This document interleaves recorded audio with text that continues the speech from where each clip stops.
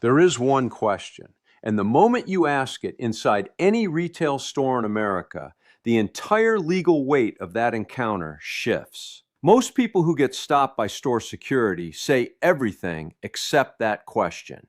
They explain, they apologize, they open their bag before anyone asks. They follow a stranger to a back office and sign a form they have never fully read because they just want the whole terrible moment to be over. And by doing all of that, they hand over rights they did not know they had to someone who, legally, had almost no authority to demand them in the first place. This is not a video about careless people. The people this happens to every single day are careful people, decent people. People who paid for their groceries and simply missed one item sitting flat at the bottom of a large cart, or made an honest mistake at a self-checkout screen that confused them. The only thing separating the person who walks out of that store clean from the person who receives a formal demand letter in the mail 3 weeks later is knowing that one question and knowing the exact moment to ask it. By the end of this video, you are going to know that question word for word. You are going to know what store security is legally required to do the moment you ask it.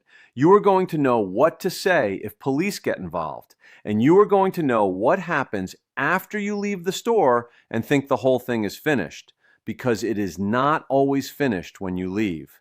The worst part of this story arrives in your mailbox long after the incident, when your guard is completely down. Stay with me until the end for that one. Hit subscribe right now. This channel covers your legal rights in plain English every single week, and this is one of those videos you are going to want to find again the next time you need it. Drop a comment below and tell me, have you or anyone you know ever been stopped by store security? Tell me what happened. All right, here is what most people do not know about retail loss prevention officers. They are not police. That sounds obvious. The implications are not.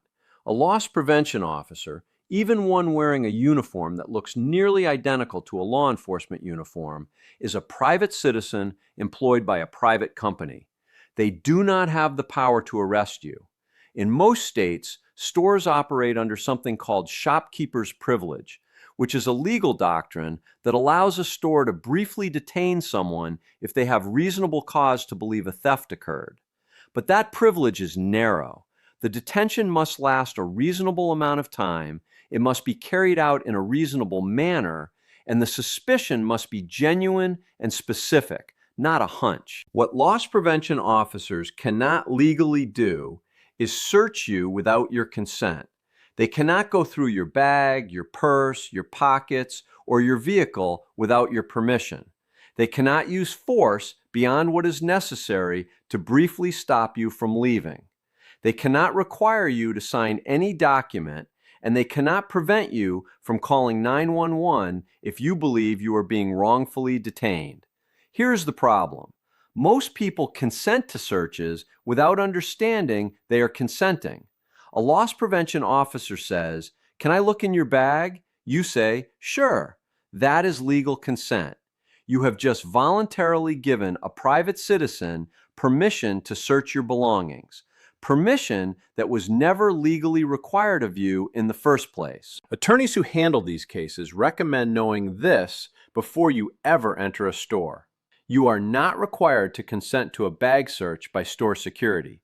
You can say, clearly and calmly, "I do not consent to a search." That is not confrontational. That is not suspicious. That is a right the law gives you, and using it is not an admission of anything. Now here's the question, the one I told you about at the start. Am I being detained or am I free to go? Ask it calmly, directly, and without hostility. It forces the person stopping you to make a decision about what authority they are actually claiming to have.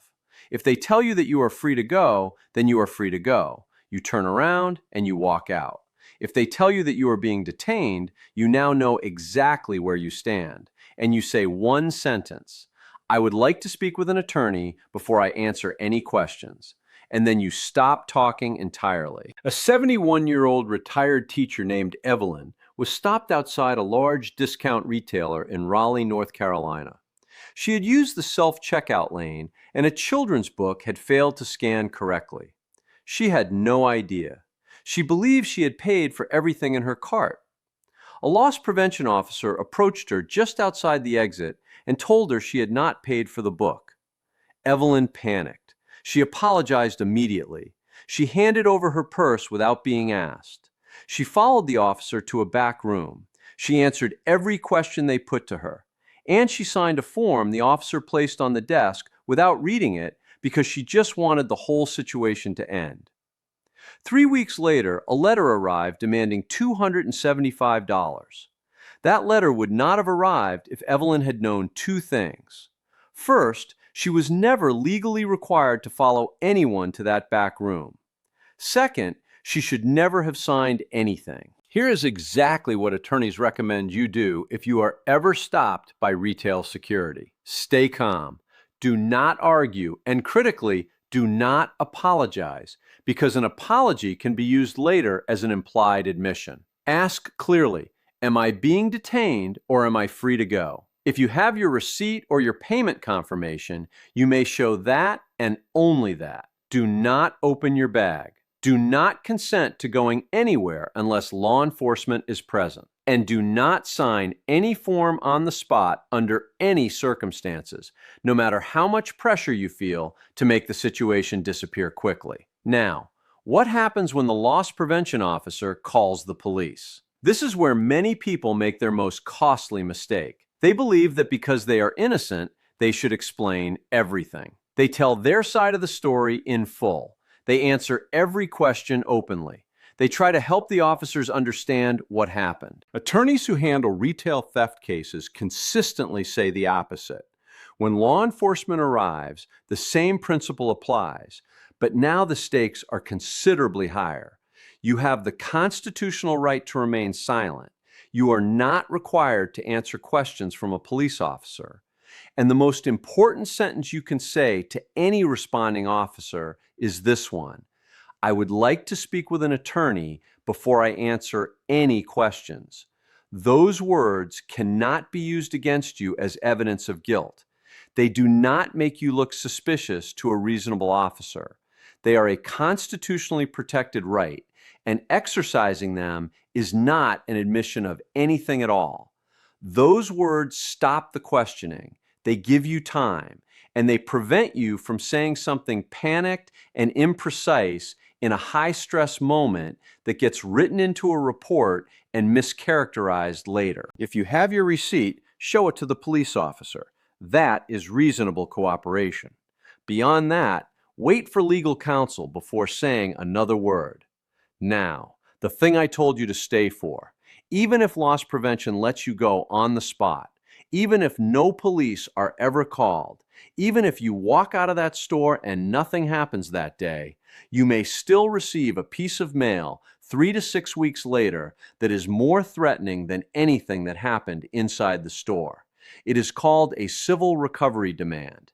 In most states, retailers have the legal right to send these letters to anyone who was stopped for suspected theft. Here is what makes them so dangerous. They can be sent even if no charges were ever filed, even if the matter was resolved inside the store with no action taken. And in some cases, they are sent even when the accusation was incorrect from the beginning. The letter looks extremely official. It arrives on law firm letterhead or from a civil recovery agency. It states that you owe the store a specific sum, often between $150 and $500, to cover their losses and the cost of their loss prevention program. It gives a deadline. It implies that refusing to pay could result in legal action against you. Millions of Americans pay these letters every year without consulting anyone. Seniors are disproportionately targeted because the letters are designed to look authoritative and final, and because many older Americans feel a deep instinct to settle a debt and move on, rather than push back against something that arrives on official-looking paper. Attorneys who specialize in consumer protection are direct about this.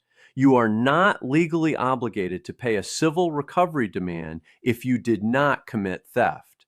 Paying it does not guarantee the matter is permanently closed. Before you respond to any civil recovery letter with money or any other action, have an attorney review it.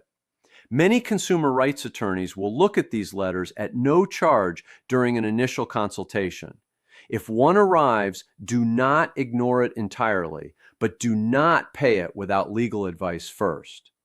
Keep the envelope and the letter, note the response deadline, and contact a consumer protection attorney or your local bar association referral service before you do anything else. Here is the complete picture. Loss prevention officers are private citizens with narrow legal authority. You do not have to consent to a search. You do not have to follow anyone to a back office. You do not have to sign a single document. If you are stopped, you ask that one question: am I being detained or am I free to go? If police are called, you exercise your right to remain silent and you ask for an attorney. If a civil recovery letter arrives in the mail, you do not pay it without legal advice first. The words that protect you in this situation are not complicated. They are simply words that most people never knew they had the right to say. If this gave you something useful today, hit like and share it with someone you care about, especially anyone who shops alone or uses self-checkout regularly. And if you want to know how criminals are using stolen Medicare numbers to bill the federal government for medical equipment that was never ordered and never delivered, that full investigation is already on this channel, and it is one every Medicare recipient needs to see. This video is for general legal education and is not personalized legal advice.